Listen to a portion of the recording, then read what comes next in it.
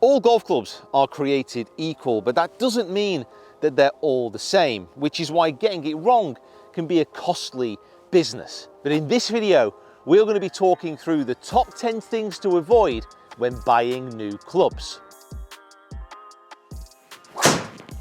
So this is the brand new TaylorMade Stealth driver. Technology is outstanding. The claims are absolutely magnificent. However, I'm just going to hit one more drive. And this is the TaylorMade M6 driver. A little bit older. Carry on that one was rather embarrassingly 308. So apart from a different club face, these two drivers employ very similar technology and the performance is also very similar. However, we'll just go on a golf bidder here and just show you the comparison of the prices. And if you think that you can pick up something secondhand for that much cheaper, it is worth exploring. Now, as you'll hear within this video, I always recommend buying local and getting clubs fitted for you.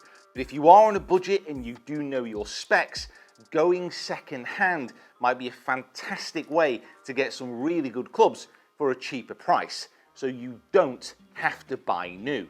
Now, you may be hitting your clubs perfectly well, but if you've got them spec'd up, if they're perfect for you, that doesn't mean that they're going to be right for somebody else. If, for example, you get fit into a really bladed, forged iron and you're recommending that to your 25 handicapper friend, or vice versa, you're getting that advice, it doesn't mean that you're going to be hitting those clubs well, which is why it's important to make sure that the clubs you get are right for your ability and for your game.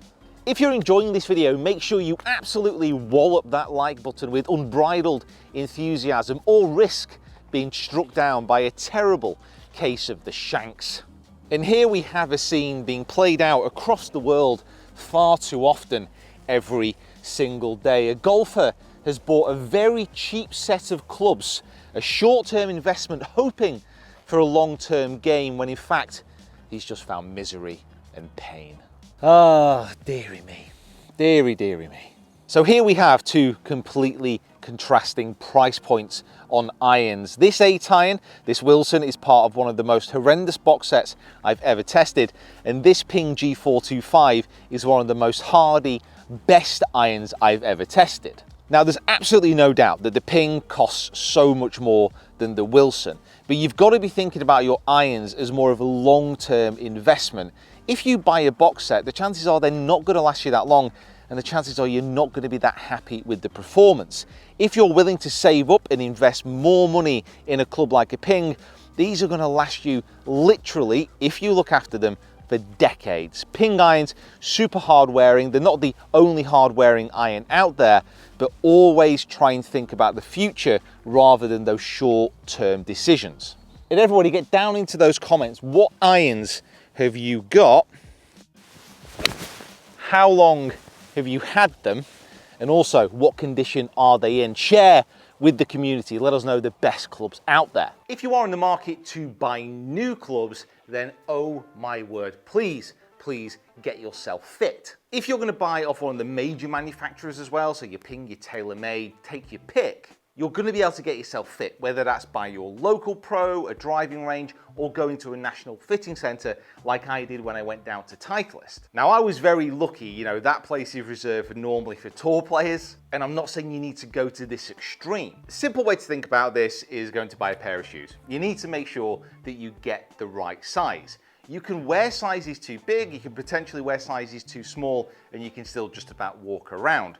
But if you want to sprint, if you want to run a marathon, you're going to need something which isn't going to damage your feet. That was a dramatic analogy, but I'm pretty sure you get what I mean. Getting clubs which are fit to your standard, getting clubs which are fit to your body is an absolute must if you're going to be spending the type of cash that you're going to require to buy new clubs. So on the tee here, we have a perfectly average golfer, and he's using the TaylorMade Sim driver from a few years ago.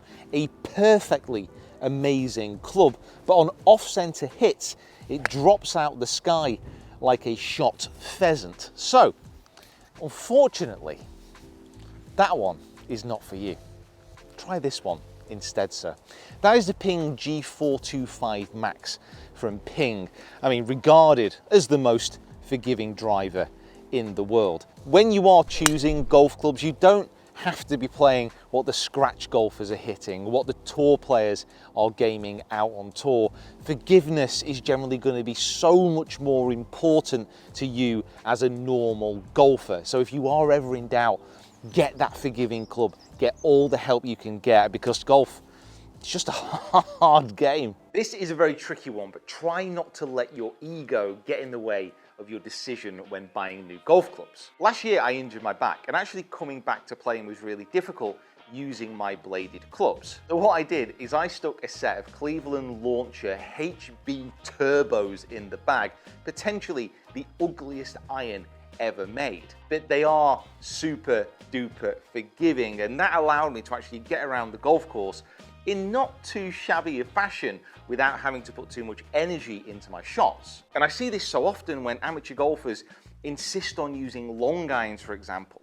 What would be the harm in sticking in a load of hybrids? What would be the harm in sticking in a 7-wood, in sticking in a 9-wood? Don't let what you think you should play override what you should be playing. Don't let your ego get in the way. Make smart buying decisions. So this is a Mizuno Pro 221, and just look at it. It is a thing of absolutely mesmerizing beauty. But if you are a poor ball striker and you use this iron on a cold winter's morning, your hands are going to suffer a fate worse than frostbite. So this iron is an absolute picture to look at, but it's unforgiving. If you strike it from the toe, if you strike it from the heel, you're going to really suffer.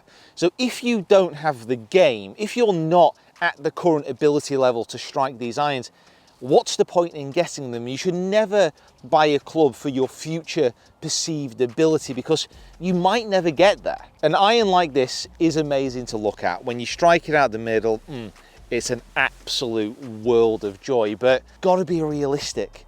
Buy the clubs that are going to suit your game. Now, as mentioned, this Ping G425 Max is potentially the most forgiving driver in golf. It is a wonderful feat of engineering, but you could see there, that was quite a horrendous slice off to the right-hand side. And the fact is, with this club path that I'm putting on it, with the fact that my face is open, it really doesn't matter what club that I put in the bag, that slice is going to continue. So this is one of the most important pieces of advice of things to avoid when buying new golf clubs.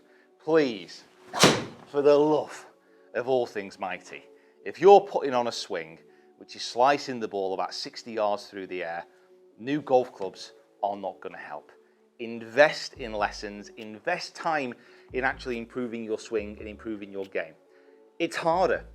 That's just a fact. It's gonna take more time, but you don't need to splash unnecessary cash on golf clubs when going to see a pro, watching YouTube coaching videos and improving your game first is more important. So Andy is the wonderful pro down here at Reddish Vale, and that is something which I recommend all golfers do. If they are a member of a club or they have a golf club nearby, build a relationship with the pro, because they're going to know your game better than anybody else. They're going to be able to recommend the clubs that are right for you as well. So if you can, get fitted for clubs by your pro, but then also buy off your pro. Invest in this relationship. Don't just get fitted and then go buy online. If you can, get in the pro shop, support your local pro.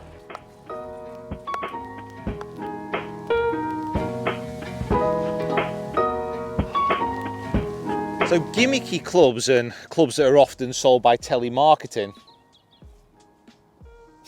often make extraordinary claims, and of course extraordinary claims need extraordinary evidence to back them up, and generally that's not the case. I've done plenty of reviews on these types of clubs, which you can find some of them linked here above my head, and all of them make outrageous claims. All of them are usually designed as well around one specific part of the game. Think about chipping, the unduffable wedge, if you're shanking it, the unshankable golf club. Now they can be intriguing and they can be something good to talk about with your mates, but generally just stay away. make sure you put the money that's going to have the long-lasting improvement in your game. However, if you do want to put like Happy Gilmore, I recommend the Slapshot putter from Ready Golf. It sounds and feels as good as it looks, and that is saying something. Thank you so much for watching. Make sure you subscribe to the channel if you have enjoyed. Make sure you check out this video here and get down into those comments below with your top tips of things to avoid when buying golf clubs. See you down here next time.